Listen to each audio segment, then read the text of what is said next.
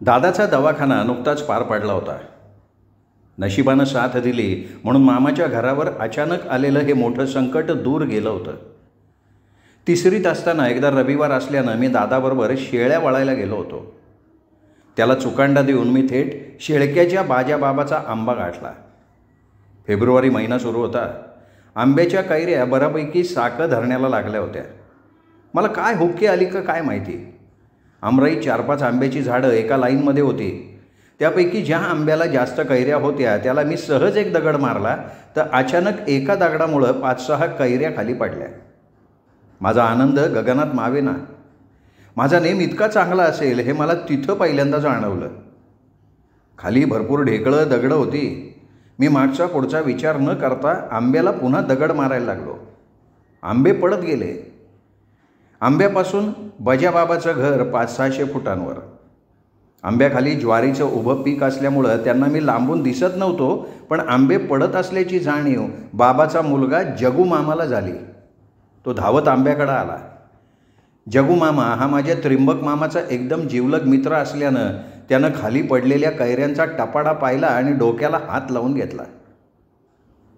मी पळायला लागलो, पण त्यांनी मला धाक दाखवून जागेवर उभं राहायला सांगितलं. मामाचा मित्र असल्यामुळे मी न घाबरता उभा राहिलो.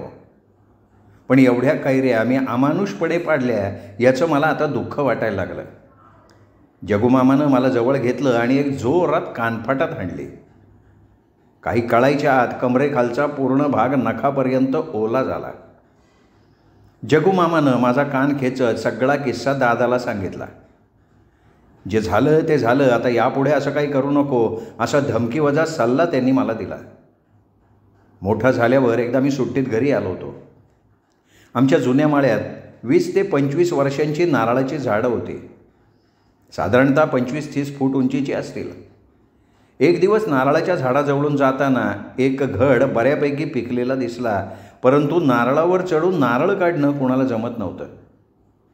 12वीला असताना याच नारळावर आमचा चुलत भाऊ रामदास चढला आणि त्याच्या गळ्याच्या सरीचं हार मोडलं होतं. जवळपास 4-5 महिने त्याचं हे दुखणं सुरू होतं. त्यामुळे घरच्यांनी सगळ्यांना सक्त ताकीद दिली होती की नारळाच्या झाडावर जो कोणी चढेल त्याला त्याच संध्याकाळी आढ्याला उलटा टांगून खालनं मिरचीचा धूर आणि टिंगरावर वेताच्या काडीचा प्रसाद मिळेल. त्यामुळे या नारळावर कोणीही चढायचा नाद करत नव्हतं. आम्ही बरेच वेळेला 12 चुलत भाऊ आणि 13 बहिणी असं कोणी ना कोणी त्या संध्याकाळच्या शिक्षेला पात्र असायचो. पिकल्यानंतर हे नारळ संध्याकाळी आपोआप खाली पडायचे. एकदा मी लक्षपूर्वक त्या घडाकडे बघितलं. जोरदार दगड भिरकावला. दगड बरोबर घडाच्या मधोमध बसला आणि धाड धाड धाड 10-11 नारळ खाली पडले. माझ्याबरोबर बहुतेक लहान भाऊ दत्ता आणि भामा अक्की होती. माझा नेम बघून त्यांनाही फार आनंद झाला. गोट्या खेळण्यामध्येही मला बऱ्यापैकी नेम होता. गलगट आणि रिंगण असे गोट्यात 2 प्रकार होते. या दोन्ही प्रकारात मी बरेचदा विजेता असायचो. माझी गोट्यांची बरणी कायम भरलेली असायची. खेळताना दुसऱ्याच्या सर्व गोट्या संपल्यानंतर मी हंटर जिंकायचो. एका हंटरची किंमत 5 गोट्या होती. त्यामुळे हंटर जिंकण्यावर माझा जास्त भर असायचा. एकदा नाना संगमनेरला संधिवाताच्या त्रासानं डॉक्टर नेहुलकर यांच्या दवाखान्यात ॲडमिट होते. मी मामाच्या गावाहून खांब्याला येणार होतो, पण नाना ॲडमिट असल्यामुळे मला दवाखान्यात त्यांच्याबरोबर थांबावं लागलं. पहिल्या दिवशी मुक्काम केल्यानंतर दवाखान्याच्या गल्लीतली आजूबाजूच्या घरातल्या माझ्या वयाच्या मुलांबरोबर माझी मैत्री झाली. माझ्या पिशवीत गोट्या होत्याच, मग मी त्यांना गोट्या खेळायला बोलवलं. दवाखान्याच्या बाहेर पेशंटबरोबर आलेली घरची मंडळी बसली होती. त्यात माझी आई म्हणजे अक्कासुद्धा होती. आमचा गोट्यांचा डाव बघून आईबरोबर आजूबाजूच्या त्या बायांना वाटलं हे खेड्यातलं पोरगं शहरातल्या पोरांपुढे टिकेल कसं. पण अर्ध्या तासात मी त्यांना पूर्ण उलंगवलं. त्यांच्याकडचा सगळा मुद्देमाल हस्तगत करून अभिमानानं पुन्हा जेवण्यासाठी आलो. गोट्या खेळणं हा प्रतिष्ठित खेळ नव्हता म्हणून अक्कालाही काही नवल नाही वाटलं, पण माझा नेम बऱ्यापैकी ही जाणीव तिला झाली. खेळातल्या नेमाप्रमाणे मला देवाची पूजा अर्चा करणं, दर रविवारी म्हाळोबाला पाणी घालायला जाणं, शेळ्यांना आंब्याचा पाला काढून देणं, दळण दळून आणणं अशी कामंसुद्धा आवडायची. मामाच्या घरी मी पाहुणा होतो आणि पाहुण्याच्या हातनं केलेली देवपूजा पुण्याकडे जात नाही किंवा पुण्य मिळत नाही म्हणून मामांना कायम बोंबलून सांगायची की सोप्या देवपूजा करत जा. मामाचा पूजा अर्चेकडे कमी कल असल्यानं शेवटी देवपूजेचे सोपस्कार पाहुण्याच्या म्हणजे माझ्या हस्ते पार पाडण्याचा नेम होऊन गेला होता. त्यामुळे पूजा करत असताना येणारं पुण्य सर्वांना मिळू दे अशी प्रार्थना मी करायचो. 2 वर्ष उलटूनही त्रिंबक मामा आणि सरू मामीच्या संसारावर फूल उमलत नव्हतं म्हणून कुणीतरी दर रविवारी मामीनं म्हाळोबाची पूजा करावी असा मोलाचा मांत्रिक सल्ला दिला. त्याप्रमाणे सरू मामी दर रविवारी देवाची पूजा करायला जायला लागली. पुढे काही दिवसात गोड बातमीची चाहूल लागल्यानं मामीला पायी जाणं शक्य होईना. मग दर रविवारी देवाला पाणी घालण्यासाठी माझी बिनविरोध निवड करण्यात आली. घरापासून म्हाळोबाचं मंदिर 3 किलोमीटर असल्यानं सकाळी 7ला निघाल्यानंतर परत घरी येईपर्यंत कमीत कमी 11 वाजायचे. त्यामुळे माझा अर्धा रविवार पूर्णपणे धार्मिक कार्यात गुंतलेला असायचा. काही का असेना पण आता घरात नवीन बाळाचं आगमन होणार यामुळे मी आणि हिरा मावशी अगदी आनंदात होतो. थोड्याच दिवसात परीक्षा देऊन दिवाळीच्या सुट्टीला मी खांब्याला निघून गेलो. सुट्टीच्या अगोदरच सरू मामीला ओटी भरून माहेरी वेल्हाळ्याला पाठवून दिलं होतं. इकडे खांब्याला सगळा कारभार एकत्रित असल्यामुळे दिवाळीची मजा काही औरच होती. पोरांची संख्या जास्त असल्यामुळे दिवाळीच्या अगोदर बरेच जण ज्याच्या त्याच्या आईबापाकडे फटाकड्यांसाठी टिमकी वाजवायचे. त्यामुळं शुक्रवारी सगळा बाजार केला जायचा. संध्याकाळी एक लवंगी फटाकड्याची लढ, टिकल्याची डब्यांची एक लांबलचक तोटी, 5-7 नागगोळ्यांची आणि एक काडीपेटीसारखी डबी असा सगळा ऐवज दिवाळीच्या दिवशी दुपारी आमच्या ताब्यात मिळायचा. बरीच मौज मजा असायची लहानपणी. सुट्टी संपल्यावर दादा मला न्यायला खांब्याला आला होता. त्याच्याबरोबर मी इकडं दोडीला शाळेला निघून आलो. दिवाळीनंतर 4-8 दिवसांनी त्रिंबक मामा आणि सरू मामीला अर्चना झाली. त्यावेळी मी 4थीत होतो. मामाला मुलगी झाली याचा आनंद सर्व कुटुंबाला झाला होता. घरात लहान मूल नसल्यामुळं मुलाऐवजी मुलगी झाली तरी कुटुंबात सगळ्यांना आनंद झालेला होता. मुलगा होणं म्हणजे वंशाला दिवा असणं या रूढीप्रमाणे मुलगा व्हावा या अपेक्षेनं सगळे त्या जन्मदात्रीकडे बघायचे. समाज सुधारकांनी कितीही सांगूनसुद्धा लोकांच्या मनात तो गैरसमज होताच. मामाच्या घरची परिस्थिती हलाखीची असल्यानं सोपान मामाला कुटुंबाचा उदरनिर्वाह करण्यासाठी कांद्याची हमाली करायला लागायची. आणि मामीलाही दुसऱ्याच्या शेतात जाऊन रोजानं काम करण्याशिवाय पर्याय नव्हता. कधीकधी हाताजोगं सोपं काम असलं तर हिरा मावशी आणि मंगला अक्कीही बरोबर रोजानं कामाला जायच्या. अर्चना 2-3 महिन्यांची असेपर्यंत सरू मामी तिची काळजी घ्यायला घरीच थांबायची. पण ती जशी जशी मोठी होत होती तशी तिला सांभाळायची जबाबदारी माझ्यावर येऊन पडली. सोमवार ते शुक्रवार सकाळी 11 ते 5पर्यंत शाळा असायची म्हणून त्या दिवशी घरी आल्यावर मी तिला सांभाळत बसायचो. शनिवारी सकाळी 7ला शाळेत जाताना शाळा सुटल्यावर तसाच भागाईच्या माळ्यात ये असं मला बजावून सांगायची. कधीकधी ती माझ्या तोंडावरनं लाडानं हात फिरवायची. कारण मी जर गेलो नाही तर कुटुंबाच्या पोटापाण्याचा प्रश्न होता. भाकरीचा चंद्र पाहायचा असेल तर काम करणं आवश्यक होतं. मामी ज्या शेतात कामाला जाईल तिथं मला शाळेतून जायला लागायचं. शक्यतो माझा मित्र केशवच्या शेतात जवळपास वर्षभर काम असल्यानं भागाईचा मळा कामासाठी जवळपास फिक्स होता. केशव हा भागाईचा नातू. आणि मामी केशवच्याच शेतात कायम कामाला जात असल्यामुळे नकळत त्याच्याशी माझी मैत्री वाढत गेली. आम्ही शिंदे गुरुजींच्या वर्गात त्यावेळी 4थीत शिकत होतो. दर शनिवारी अर्धी शाळा असल्यानं माझं असंच असायचं. दुसऱ्या दिवशी म्हणजे रविवारी घरून आणि मामीबरोबर जात असे. दिवसभर मुलीला सांभाळत आम्ही दोघं न थकता कबड्डी खेळायचो. आम्हाला खेळत कोणाचीही गरज भासत नव्हती. आम्ही दोघे एकमेकांवर बऱ्याच पाट्या करायचो. बाजूला झाडाखाली बांधलेल्या झोळीतनं जोपर्यंत अर्चनाच्या रडण्याचा आवाज येत नाही तोपर्यंत आमचा खेळ सुरू असायचा. ओट्यावर बसलेली भागाई दरडावून बोलायची तेव्हा कुठे आमचे राष्ट्रीय संघ आपले डाव बंद करायचे आणि मी अर्चनाला मामीकडे दूध पाजायला घेऊन जायचो. भागाईच्या शेतीचं सगळं नियोजन तिच्या स्वतःकडे असायचं. तिचा स्वभाव इतका कडक होता की ज्याचं नाव ते. म्हणून तर त्यांची शेती दोडी गावात अग्रेसर होती. वेळेचं नियोजन आम्ही दोघंही थोडं थोडं तेव्हापासून शिकलो. सोपान मामाचं अजून लग्न झालं नव्हतं. तो कांद्याची हमाली करत होता. माझ्या खांद्यावरून खेळून एवढी अर्चना रोडली होती की मी तिला सांभाळायला असल्यावर तिला तिच्या आईची सुद्धा गरज भासत नसे. पुढे कधी कधी भागाईच्या मळ्यात काम नसेल तर सरूमामी दुसऱ्या कोणाच्या तरी मळ्यात जास्त लांब कामाला जायची. तेव्हा ती अर्चनाला माझ्याकडे घरी ठेवून जायची. त्यावेळी मामीची मैत्रीण झुंबर मामीला अर्चनाच्या बरोबरीचा विकास हा 2 नंबरचा मुलगा झाला होता. तेव्हा आम्ही अर्चनाला बऱ्याच वेळा झुंबर मामीकडे पाजायला न्यायचो. ती जातीनं जरी वेगळी असली तरी आम्ही कधीही भेदभाव केला नाही. मामाच्या घराजवळ आंबेडकरी विचारांचे 2-3 भालेराव कुटुंबीय राहायचे. तिथले दशरथ, सुनील माझे लहानपणचे जिगरी मित्र. सकाळी शाळेत जाताना मी किसन डफड्याच्या वावरातनं सरळ पावटीनं भालेराव वस्तीवरून त्या दोघांबरोबर शाळेत जायचो. दिवसभर शाळा करून पुन्हा घरापर्यंत आम्ही बरोबर यायचो. एकदा अशीच संध्याकाळी 5 वाजता शाळा सुटली. आम्ही तिघंही बरोबर येत होतो. गावातून बाहेर कणकोरी रोडला 3 किलोमीटर अंतरावर मामाचं घर होतं. रस्त्याचं काम सुरू होणार होतं, त्यामुळे रस्त्याच्या दोन्ही बाजूला खडीचे ढीग पडले होते. खडी अणकुचीदार होती. सर्व मुलं मुली घोळक्यानं ज्याच्या त्याच्या घरला जात होती. दगू वाघाची सुनीता माझ्याच इयत्तेत पण दुसऱ्या तुकडीत होती.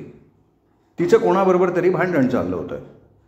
ही सुनीता अतिशय रागीट स्वभावाची आणि शीघ्र कोपी होती.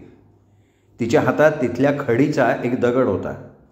ज्या मुलीबरोबर तिचं भांडण सुरू होतं ती माझ्यापासून काही अंतरावर होती. शेवटी सुनीताचं स्वतःवरचं नियंत्रण सुटलं आणि तिने तो दगड त्या मुलीच्या दिशेनं भिरकावला. त्या दोघींचं काय चाललंय याची दशरथ, सुनील आणि मला काहीही कल्पना नव्हती. सुनीताचा नेम चुकला का ती मधली मुलगी बाजूला झाली हे माहिती नाही, पण तो दगड माझ्या भोवईवर येऊन आदळला. तो मार एवढा जबरदस्त होता की मी आहे त्याच ठिकाणी पाठी दप्तरासकट गतप्राण झाल्यासारखा पडलो. दगड कुठून आला, कसा आला याची कुठलीही कल्पना दशरथ आणि सुनीलला आली नाही. सगळी मुलं आजूबाजूला जमा झाली असं मला नंतर सांगण्यात आलं. मला 3-4 जणांनी उचलून रस्त्याच्या कडेला सौंदर वळणारे काशीनाथ बाबा जिथे राहत होते तिकडे नेलं. नंतर मी थोडा भानावर आलो. सरकारी दवाखान्यात कंपाऊंडरचं काम करणाऱ्या बाई त्यांच्या शेजारी राहत. त्या बहुतेक काशीनाथ बाबाची नातेवाईक असणार. त्यांच्या घरावरून जाण्या येण्याचा आमचा शाळेचा नेहमीचा रस्ता, त्यामुळे त्यांनी मला गेल्या गेल्या आयडीन लावून मलमपट्टी केली. माझी पूर्ण बंडी रक्तानं लाल झाली होती. त्यांनी दशरथ आणि सुनीलला माझ्याबद्दल विचारलं तेव्हा मी धनगराच्या भागाबाबूचा नातू असल्याचं त्यांनी सांगितलं. पण आता घरी जाऊन काय सांगणार हा मोठा प्रश्न. दगड 1 इंच खाली लागला असता तर माझा एक डोळा कायमचा गेला असता. मामाच्या घरापर्यंत सुनील आणि दशरथ घेऊन आले.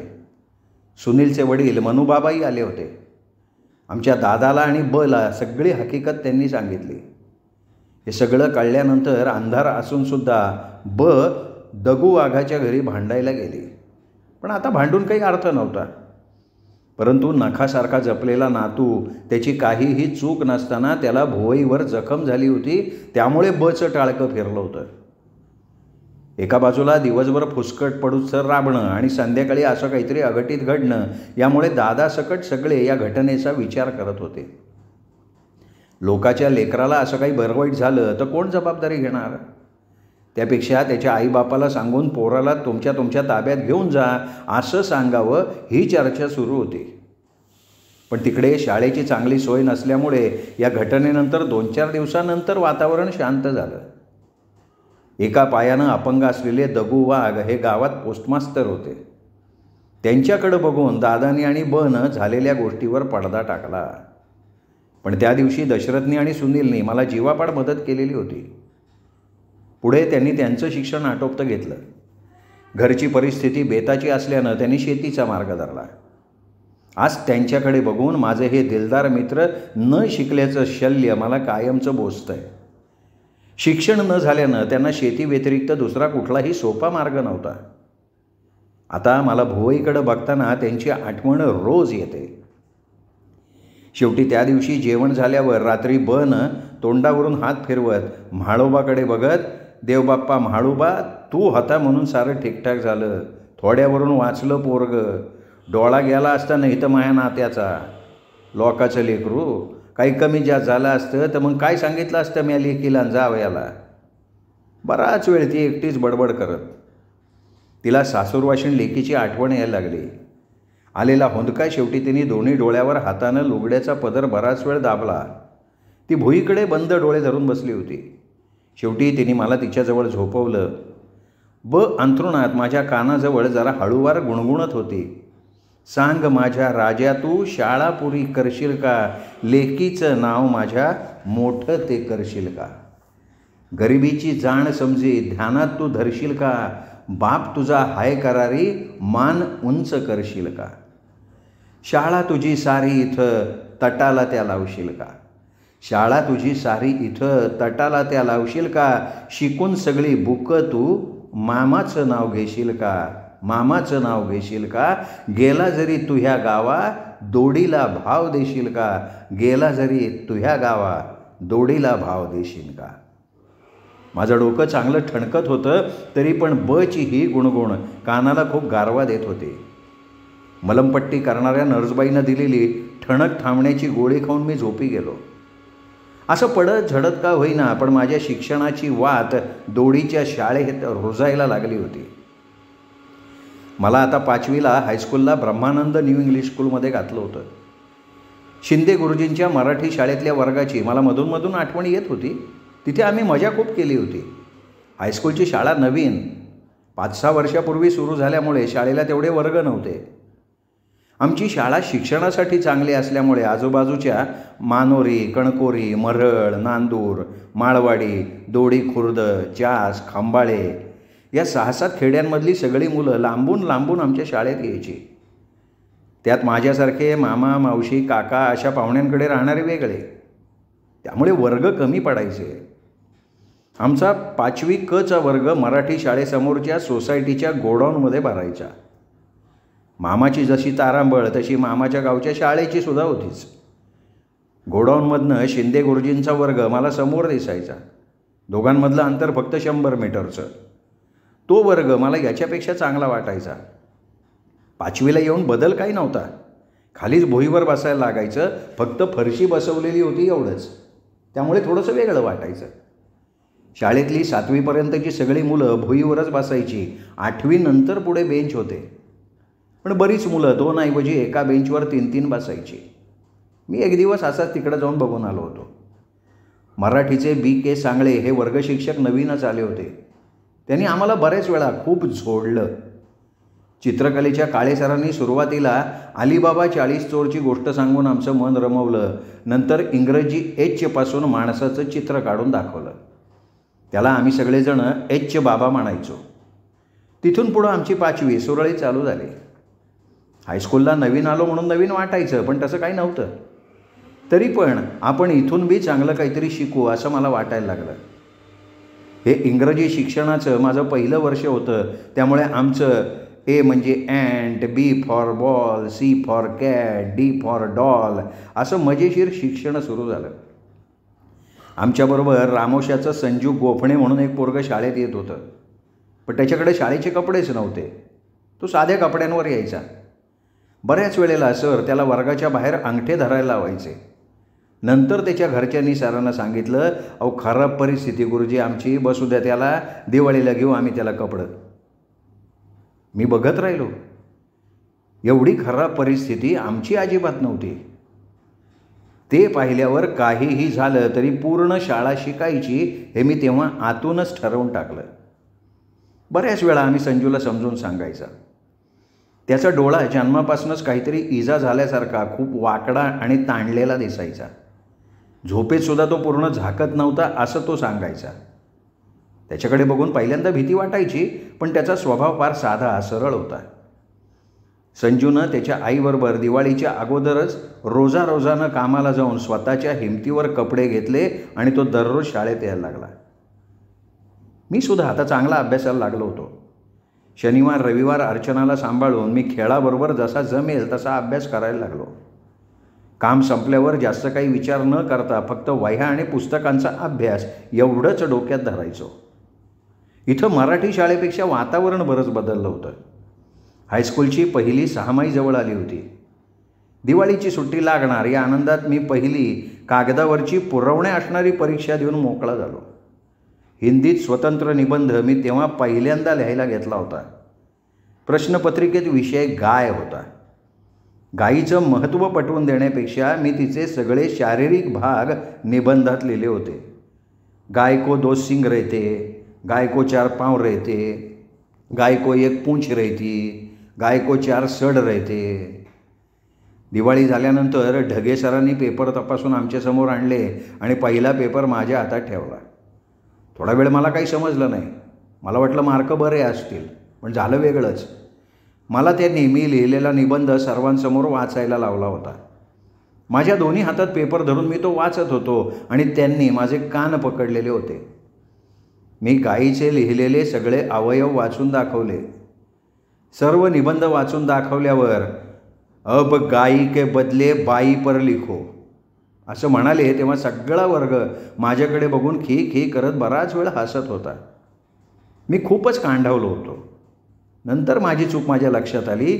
नंतर पुढच्या वर्गात सरांनी माझाच निबंध परत वर्गात वाचून दाखवला, पण तो त्यांना आवडला म्हणून आणि पोरांनी तसा निबंध लिहावा म्हणून. तेव्हा माझी चूक सुधारलेली होती मी. दिवाळीनंतर मळ्यात रब्बीला भोजापूर धरणाच्या 2 रोटेशनमध्ये प्रत्येकानं आपला गहू हरभरा जसा येईल तसा आणला होता. पोटापुरतं भागलं म्हणजे लई झालं असं प्रत्येकजण म्हणत होता. ज्याच्याकडे विहीर आहे त्यांनी बागायती गहू आणि कांदे केले होते. मंगल अक्कीनं 7वीत शाळा सोडून दिली होती. तिचं आणि तारा अक्कीचं लग्न एका मांडवात धरलेलं होतं. मंगल अक्कीला श्रीरामपूरजवळ धनगरवाडीला रकटे तर तारा अक्कीला पिंपरीला दातीर कुटुंबात दिलं. म्हाळोबाच्या जत्रेला पौष पौर्णिमेला नाना आणि अक्का दोडीला येऊन गेले होते. तेव्हा त्यांची दादा आणि बरोबर झालेली चर्चा ऐकली होती. तारीख काढायची अजून बाकी होती, पण सगळं पक्क झालं होतं. यंदा बकराची जत्रा होती म्हणून बरेच पाहुणे आले होते. 2 दिवस माझेही धामधुमीत गेले. 2 दिवसाची जत्रा म्हटलं की शाळा पहिल्यांदा 1 दिवसाची स्थानिक सुट्टी देऊन टाकायची. ते मास्तरांच्या हातात होतं. ज्या दिवशी जत्रा भरायची तेव्हा सकाळीच म्हाळोबा देवाची रंगीबेरंगी काठ्यांची धनगरी डफ वाजवून मिरवणूक निघायची. अख्खं गाव त्यात सामील व्हायचं. मिरवणूक जशी गल्लीतनं आपल्या दारासमोर यायची तशी देव आपल्या दारात आला असं समजून प्रत्येक घरधनीण काठीची पूजा करायची. मी तर तिच्या मागं अख्ख्या गावाचा फेरा होईपर्यंत चिटकलेलो असायचो. एकदा का मिरवणूक विठ्ठल रुक्मिणी मंदिराच्या पुढं धात्रकाच्या घरापासून माळोबाच्या वाटेला निघाली की मी पुन्हा वर्गात येऊन बसायचो. देवाच्या कामाला पोरं वर्गाबाहेर गेली आहेत म्हणून आत्तापर्यंत गुरुजींनी आम्हाला कधी छेडलं नव्हतं. हेच 2 दिवस मज्जा हज्जा करायचे म्हणून ती मोकळी कामाला मिळायची. दुसऱ्या दिवशी तर शाळेची हक्काची सुट्टीच असायची. त्यामुळं मामाच्या मळ्यातनं तसंच मधल्या लावराच्या वावरातनं पुढं केदारवाडी ओलांडली की लगेच म्हाळोबाचं मंदिर दिसायचं. कैक वर्षापासून तिथे असलेलं वडाचं झाड मंदिराची शोभा वाढवायचं. या जत्राला नाना आणि अक्का आल्यामुळे माझा रुबाब वाढला होता. दरवर्षीप्रमाणे आम्ही सगळे पायी पायी वडाखाली येऊन टेकलो. तेवढ्यात गावातला किसन मामा लांबून आमच्याकडे बघत नानांच्याकडं आला. रामराम दाजी, कधी आले? नानांनी किसन मामाला रामराम घालत, अरे कालच आलो, लय आग्रह केला स्वापानाने, यावंच लागलं. म्हणलं चला जाऊनच येऊ. नेवरतीला पण दिवाळी आल्यावर इकडं सोडलं, तसं इकडं आलो नव्हतो भेटायला. म्हणलं 2 कामं होतील. किसन मामा म्हणजे दादाच्या भावंडांपैकी 2 नंबरचा मोठा भाऊ, देवराम बाबाचा मुलगा. दादानं जशी मुंबई सोडली तसं मामाचं सगळं कुटुंब गावातून मळ्यात आलं. देवराम बाबानं मुंबई लवकर सोडली नव्हती म्हणून ते गावात राहत होते. देवराम बाबा ताडदेवला बऱ्याच वर्षापासून भाजीपाला विकायचा, पण 2-3 वर्षाखाली बाबानं मुंबई सोडली होती. किसन मामाचा बाळू लहान होता. त्याला कधीकधी देवराम बाबा खांद्यावर घेऊन मळ्यात यायचा. मला सुट्टी असली की मी पण ते आंब्याखाली बसलेले असल्यावर त्यांच्याकडे जाऊन खेळायचो. देवराम बाबा जास्त बोलका नव्हता. दिसायला सेम टू सेम दुसरा दादा. दादा देवराम बाबाच्या पाठीवर झालेला म्हणून देवराम बाबाला तो देवराम दादा म्हणायचा. त्या दिवशी जत्रा असल्यामुळे मी नानांचा पिच्छा सोडणार नव्हतो. त्यांच्या हाताला धरून माझं सगळे कान इकडं गप्पाकडं आणि चित्त जत्रेच्या पालाकडं. किसन मामाबरोबर त्यांच्या घरचे हौसाई, सरू मावशी, बिजा मावशी, जिजा मावशी बाजूला टोळकं करून बसल्या होत्या. सगळ्या सासूरवाशिणी बऱ्याच दिवसातनं माहेरी जत्रेला आल्यामुळं माझ्या अक्काला पण बरं वाटलं. लहानपणी एकत्रित वाढलेल्या चुलत बहिणी बऱ्याच दिवसातनं गार सावलीला बसल्या होत्या. त्यामुळं जत्रेचं का निमित्त असताना त्यांना आनंद झाला होता. इकडं नाना आणि किसन मामा यांच्या गप्पा सुरू होत्या. तेवढ्यात बोलता बोलता किसन मामानं डोक्याला हात लावत, दाजी 15 दिवसामागनं आमच्या तात्याचं जरा दुखायला लागलं आहे, हातपाय सुस्त येतात नमधनं, गोळ्या घेतल्या का जरा फरक पडतो, पण बंद केल्यावर परत आहे तसं, काय करावं काय कळना. उत्तम भाऊला पण बोलवलं आहे मुंबईवरनं. सगळ्या पोरीसुद्धा जत्रेच्या निमित्तानं बोलवून घेतल्या मुद्दाम. सासूरवाशिनी आहेत सगळ्या, भेटून जातीन उभं तात्याला. किसन मामा एवढं सांगत असूनसुद्धा माझं जत्रेकडचं लक्ष अजिबात कमी झालं नव्हतं. माझ्या डोक्यात फक्त गारीगार, प्लॅस्टिकचे ट्रक, ट्रॅक्टर, बासरी, रंगीत फुगे आणि भिंगऱ्या खेळत होत्या. नाना चला ना जत्रेत जाऊन येऊ, असं मी चुळबुळ करत त्यांना म्हणायला लागलो. त्यांचा विषय महत्त्वाचा असल्यामुळे त्यांनी बाजूला उभ्या असलेल्या गारीगारवाल्याकडे बोट दाखवलं. गोटीराम केदार होता तो मामाच्या गावातला. शाळेच्या बाहेर पाण्याच्या टाकीखाली सावलीत दररोज मधल्या सुट्टीत बिचारा कधी शाळेची घंटी वाजती आणि पोरं बाहेर येत्या दुपारच्या भरी असा कायम वाट बघत बसायचा. शाळेत असल्यावर माझ्याकडे कधी पैसे असले तर रुबाबात जाऊन 25 पैसे त्याच्या हातावर टेकवायचे आणि खोक्यात वरतून डोकवून आपल्या पसंतीच्या रंगाचं गारीगार घ्यायचं आणि बराच वेळ जिभेचा शेंडा लावून चोखत बसायचं. त्याचा बर्फ संपल्यावर बांबूची ती काडी पातळ असेल तर खाण्याच्या एकाग्रतेनं कांडीसुद्धा चावत बसायची. काय होतं त्या कांडीत समज नव्हती ना, म्हणून हे चालायचं. जा हे पैसे घेऊन घे एकदाचं गारीगार तुला. नानांनी मला आज हक्कानं पैसे दिले, त्यामुळं ताठमानेनं जाऊन गोटीरामच्या हातात पैसे दिले, गारीगार घेतलं. नानाचं आणि किसन मामाचं बोलणं बराच वेळ चालू होतं. उद्या खंब्याला जाताना सकाळी गावात भेटायला येईन असं म्हणून ते मला जत्रेत फिरायला गेले. श्रोते हो, हा होता निवृत्ती जोरी लिखित तडजोड गुंता सोडवणारी किल्ली या कादंबरीचा 3रा भाग. 4था भाग उद्या. पण तत्पूर्वी अजूनही तुमच्याकडनं जर चॅनल सबस्क्राईब झालं नसेल तर आत्ता वरती माझा जो फोटो दिसतोय त्या फोटोला क्लिक करा, चॅनल सबस्क्राईब करा, घंटीचं चिन्ह म्हणजेच बेल आयकॉन प्रेस करा, येणाऱ्या पर्यायातनं ऑल हा पर्याय निवडा, म्हणजे मी चॅनलवर कादंबरीचा भाग अपलोड केला की ताबडतोब त्याचं नोटिफिकेशन तुम्हाला मिळेल. श्रोते हो, भेटूयात उद्या साहित्य पंढरी या कथाकथन चॅनलवर निवृत्ती जोरी लिखित तडजोड या कादंबरीचा 4था भाग ऐकण्यासाठी. तोपर्यंत नमस्कार.